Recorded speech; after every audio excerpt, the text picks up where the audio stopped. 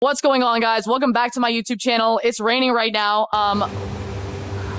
In today's video, I'm going to talk about all the things that I've noticed you guys look at when trying to build your dream physiques, and then I'm going to tell you everything that you should be looking at so that you can build your dream physique a lot faster and more efficient so that you can get there as quickly as possible. So I'm going to talk about all the things that I've noticed you guys try to implement, and then I'm going to tell you what I implement for myself and for my clients. Before we get into the video, I want to remind you guys to do hard things, do the things that you say you will, and don't care what anybody thinks about you. I'm going to bring you guys over to my computer now, and we'll get right into it. Alrighty, guys, I have y'all on my computer now. The first thing that we're going to get into is what most people look at when trying to build their dream physiques, and then I'm going to show you everything that I look at and exactly how I do it, and hopefully you can implement those and build it for yourself. What most people tend to look at is going to the gym, putting themselves in a calorie deficit, and doing tons of cardio.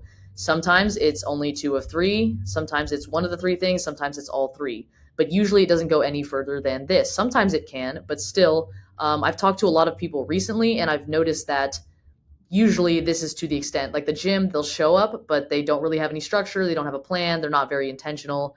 The deficit is either way too steep or, filled with random things, or they got it from some random website and they don't even know if it's a deficit or not. It's just a random calorie number that they call their deficit. I don't truly know if it's their deficit or not. I don't know if they do either. They may not. They do tons of cardio, usually due to maybe a little bit of insecurity, a little bit of frustration with their current position or wherever they're at with their current body composition. And they're very, very stressed or focused on fat loss, that they really focus on cardio. So this is what I've noticed. Again, I'm not just making this up. Like, I talk to you guys and I take notes on every conversation, whether it be a 2 to 3 message DM conversation or an hour-long phone call with you guys. I take notes on every single thing so that I can know what you're struggling with and figure out what it is that I can do to help y'all. For the most part, I tell you guys that even having the most simple, basic plan can still yield results, because as you continue to move on, you can improve it. So in theory, if you've never gone to the gym before, you've never adjusted nutrition or looked at your eating habits, and haven't done any form of structured cardio, this plan right here will yield you some results. Will yield you some results.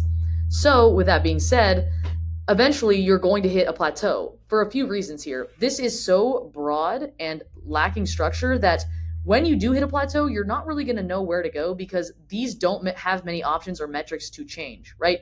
It's just gym, deficit, tons of cardio. The more structured and detailed you get, obviously, the more results you're going to be able to make and the more efficient you're going to be, because when you encounter a problem, you will have different metrics that you can tweak.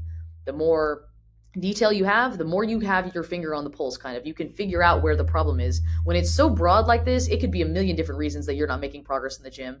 It could be your rest times. It could be you're not implementing progressive overload. It could be you're not training intensely. It could be you're inconsistently training muscle groups. It could be because one day you started with this and the next day you started with this. It could be because you're using different machines every single time you go up there. It could be so many different things. When it comes to the deficit, you could be lacking in energy one day, but you're only worried about hitting a certain amount of calories that you don't know if it's because of lack of carbs, a lack of fats, if you're not having enough protein, that you're not satiated. It could be so many different things. And when it comes to tons of cardio, it's like we're focusing on making sure that we do so much cardio when in reality, if we were to tweak these things and just add a bit more structure to them, we probably get better results. So that is what I've noticed you guys look at for the most part, and you tend to get caught up in all of these things. Another thing that I have noticed when it comes to the fitness journey, it's a lot of information to digest at once, and it can be very overwhelming. I've also spoken to a lot of people who mention having analysis paralysis or never wanting to start because they're overwhelmed by all the information and they don't know what's right. Because of this, people try to make these black and white statements or these yes or no answers to make it easier for people to start, which again, that's really great. And I think that, the effort is there of saying this is good and this is bad so that people don't get so caught up in overthinking and eventually start. But in reality, when it comes to these things and building your dream physique and your fitness journey in general, there is a lot of context that comes to play. One thing that is optimal for one person may not be optimal for another. We are all different psychologically, physiologically, and we all live different lives. So when it comes to being like, this is good and this is bad and all that stuff, there's very much of a gray area, and it's not necessarily just yes and no. A lot of the times, because of this yes and no mentality, we kind of get constricted to one way of building our dream physique, when in reality, there's a million different ways to go about it and a million different strategies that we can implement to get you where you need to go, dependent on all the factors that are specific to you. So without further ado, I'm going to get into every single thing that I look at, what I do when it comes to building a dream physique, building my dream physique, or building dream physiques for my clients. So we're going to go over and get to my chart here. So I have these in order from left to right. So this is what you should look at when building your dream physique and the level of detail and structure that I recommend you implement. That way you can make sure that when you hit a plateau or when something isn't working, look at all these metrics you have to check and tweak and figure out. You know exactly where to look when something is lacking because of all the structure that we've implemented. The first thing you're going to want to look at is who you are as a person. So what is your lifestyle like? Do you have a very sedentary job? Are you very active? Realistically, how many steps are we getting in a day? What does the day-to-day life look like? How busy is our schedule? That is a big factor when building your approach or your strategy towards how you're going to achieve whatever goal it is, dream physique, losing weight, whatever. If you have a very, very busy life, you're going to have to be a bit more strategic and efficient when it comes to your strategy. You don't have as much leeway when it comes to time. And then you're going to want to look at the goals. Again, usually it's build fat and lose muscle, but this can also look like improved endurance, being able to do a pull-up, a push-up, calisthenics, being able to run a marathon, run 10 miles, run a 10K, run a 5K, being able to run, having a more functional physique, not just the way that you look, but the way that you can perform things, being stronger, being able to lift X amount of pounds, being able to bench 225, bench a plate. So like the goals are very important because at the end of the day, your dream physique is your dream physique. I'm not prepping you to put you on stage in a bodybuilding competition and I have to make sure that your proportions are correct. That's not what I have to do. I'm just simply helping you get where you want to go. And in order for you to be able to get there in the most efficient way, you have to be able to pinpoint exactly what it is that you want. The more broad the goal is, the harder it is to kind of have a plan of attack. And then we look at the mentality. The reason that you guys are struggling to build your dream physique or to adhere to nutrition and to training is because there's something lacking on the mentality part of things. If you have a very negative mentality, if you have a negative relationship with food, yourself, the fitness journey, anything like that, and you do not address it, you're going to be ultimately experiencing much more friction and frustration. And a lot of the reason as to why people give up is due to a lot of frustration, and you pair that with a lack of knowledge, and people tend to quit right at that point.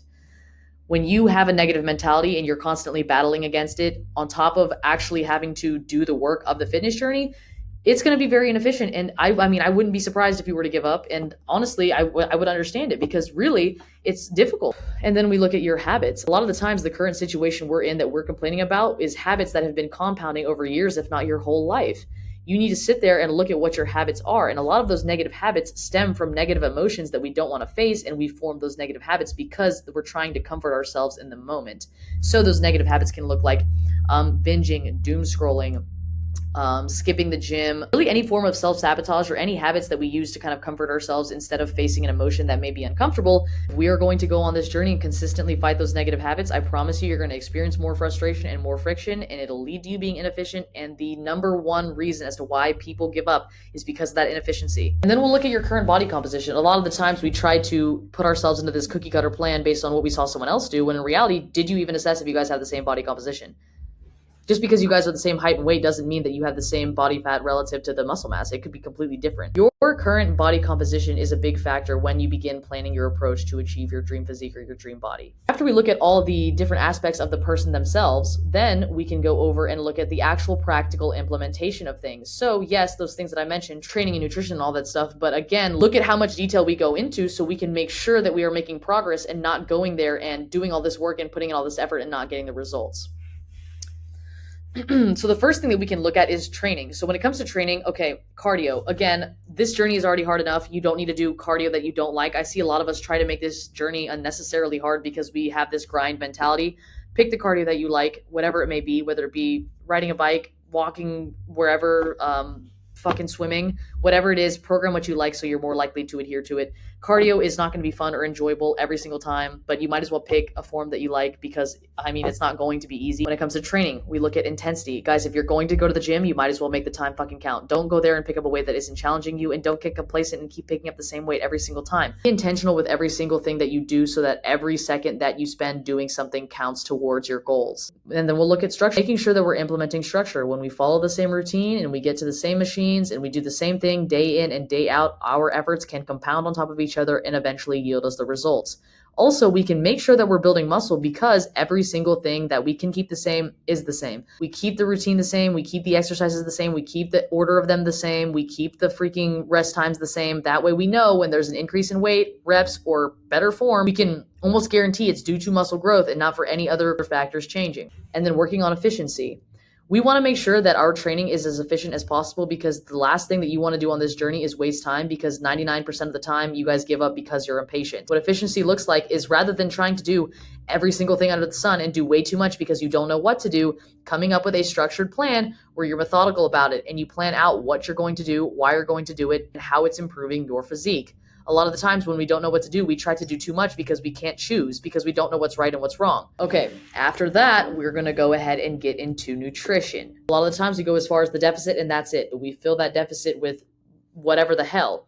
If we have a consistent structure of what we eat every single day, whether it be the macronutrient profile or actual meal plans, we can pinpoint when there's an issue with the scale, or energy levels are lacking, or you are not having enough energy to sustain your workout, or you're not losing weight, so maybe there's an issue. So implementing structure to your nutrition. If you're in a deficit and you just have that deficit number and you fill it with whatever the hell, you're going to wake up and be like, well, what the fuck am I supposed to eat today? I have no idea. I don't know what macros I'm supposed to hit. I don't know. I have no meal plan, so I have extra thought to do on the day. And then we look at the nutrient profile. A lot of the times we just go as far as putting ourselves in a deficit that we found online, and then we stick to that number and we hold it to the law. And we don't pay attention to the nutrient profile of the foods that we fill it with. Instead, we just fill it with whatever the hell. We don't even focus on what we fill it with, and then we wonder why maybe our mood is off or why we're feeling a certain way when we're not even tracking the macronutrients, let alone the micronutrients that we're eating. A lot of the times when we get this deficit and we have maybe a negative relationship with food, or we use it as a crutch to deal with negative emotions, we'll tend to fill that deficit with things that are not necessarily beneficial to our health, but provide us comfort. So maybe a lot of junk food. Not saying junk food is bad, but your entire deficit should not be filled with junk food. And again, if you are in a deficit, junk food might not be the best use of your macros or your calories. You got to look at it as a budget. If you only have so much to spend to keep you full, you might not want to waste it on things that are ultra processed and a bit higher in calorie and are lacking in micronutrients. Another part of nutrition is the context. Every single person is different. The way that someone digests a certain thing is not the same as another person. The way one person lives their life is not the same as another person. And when I'm looking at my clients, are they someone who struggles previously with binging and they can't have a certain food or else it will trigger a binge? Or are they a client who struggles with binging and would like for their favorite things to be programmed so they don't feel so restricted? So many different ways to go about this because everyone is psychologically different. Does person A struggle digesting X carb and person B struggles digesting fucking rice? I don't know. I've dealt with this so many times, and through trial and error, I figured out that there is literally no right or wrong answer or black or white in figuring out what works best for you. You really just have to pay attention to the context. It's very specific, case to case. So you have to look at yourself and give yourself a little bit of grace and know that sometimes you're going to have to go through periods of trial and error to figure out what works best for you, instead of forcing yourself into a cookie cutter plan that someone told you was how this works. And then with nutrition comes timing. If you time your meals correctly, dependent on the way that you live your life, so when you work out, when you go to work, when you need energy, when you're going to sleep, all these different things, and the time windows that you have for digestion, you will be able to optimize the process and make it more efficient. For example, if my client has only 30 minutes before the gym and we want to make sure that she's prioritizing sleep, I'm obviously not going to program slower digesting carbs or anything that's high in fat pre-workout, because she's not going to realistically have enough time to digest it and be able to use those energy sources and perform well. She's probably going to be pretty full if I program those kinds of foods beforehand. However, maybe I'll program some faster digesting carbs because she has a smaller time window between when she eats and when she works out. Or let's say meals are crashing during her workout, so maybe I'll throw in a few grams of fat in that pre-workout meal to help sustain them, because those take a little bit longer to digest and they're a longer lasting source of energy. You can kind of see there how lifestyle, scheduling, all that stuff can play into nutrition. Another important thing when it comes to timing your meals is also being aware of what the macronutrients do for you and what they're utilized for. If we're just eating macronutrients randomly to hit these numbers because we were told that this is the numbers that we need to hit, rather than why am I eating these carbs right now? Why am I eating this fat right now? What is it doing for my body? What is this protein doing? Why is this being implemented here? We're almost not using the leverage that we could. And again, the more leverage that we have, the more efficient this entire process is going to be, saving us that frustration. And then looking at some other aspects is sleep, stress, and rest. This journey is going to be very, very hard if you're lacking in sleep. You want to make sure that you're getting sleep because that is detrimental to your overall health and well-being. When you are lacking in sleep, you tend to experience more stress. You don't think as clearly. You have brain fog. You tend to make poorer decisions. It is directly correlated to an increase in the production of the hunger hormone ghrelin. So you are naturally more hungry when you don't sleep enough. You're not able to implement the same training intensity had you gotten a proper night's sleep. Also, high cortisol levels and lots of stress, again, is not healthy for any human being, regardless of if you're on your fitness journey or not. High stress levels can make your body retain more waste. You'll struggle seeing the scale go down. You'll probably also have a lot of bloating. And it's just not good for your body to be in a constant state of stress. And then rest, just making sure that we're not overtraining. A lot of the times we tend to overtrain either because we don't know what to do, so we try to do a lot, or it can also stem from a lot of the frustration and insecurity that we're feeling. Again, I'm saying this because I talk to you guys a lot and I've also been there, so I don't want you to think that I am like trying to attack you or anything like that. I promise you guys, I mean this all with love. After you assess yourself as a person and then work on building the structure and the practical implementation of your strategy towards getting to your dream physique, the next step is assessing if you've been making progress or not, so you can see if your practical implementation is working. So ask yourself, am I seeing results? A few things I want to touch on here. A lot of the times we think we are not making results because we tend to be looking at only a few of these metrics. I want you to make sure that when you are assessing if you made results or not, number one, you look at all the metrics, but also number two, be cognizant of the fact that you are not going to believe that it's working until it has actually worked. It's also important to have maybe a gym partner, a good support system, friends, family, a coach, someone who is unbiased, because a lot of the times we're so in our own heads that our brains are not telling us the truth and it's not always speaking facts. Being cognizant of that will help you realize if you're truly making progress or not. So let's get into the different metrics you can look at to see if you're making progress. So here, the number one thing that I've noticed you guys look at is the scale, but you tend to look at only the scale and you get frustrated when it's not going. There's a couple issues with that. I want you to shift your view from losing weight and restriction and getting skinnier and getting smaller to building and crafting your dream physique. When you think building, think adding. Okay, you're adding muscle and you're losing fat. So in theory, that doesn't necessarily correlate to rapid drops on the scale, but a lot of the times because of that insecurity that we're facing, a lot of the frustration that's probably piling up in our brains, we want to see that scale drop so desperately. I want to remind you guys that just because it doesn't drop doesn't mean there aren't other metrics that you can look at, or just because the drop is a bit small doesn't mean that you are not progressing in the way that you want. When in reality, if I was to say, okay, I can make sure that the scale rapidly declines for you, but you're going to be skinny fat and you're not going to look lean and toned, but you will be smaller and the scale will go down, I would argue to say that you'd probably be like, no, I don't like that option. And in order to further prove my point, I wanted to pick out a couple clients here where I noticed that the difference in the scale was negligible, yet the composition was changed. So if we look at the first person here, you can see that he is at the same weight, but he looks quite different. So go ahead and pause if you want to look at all this stuff.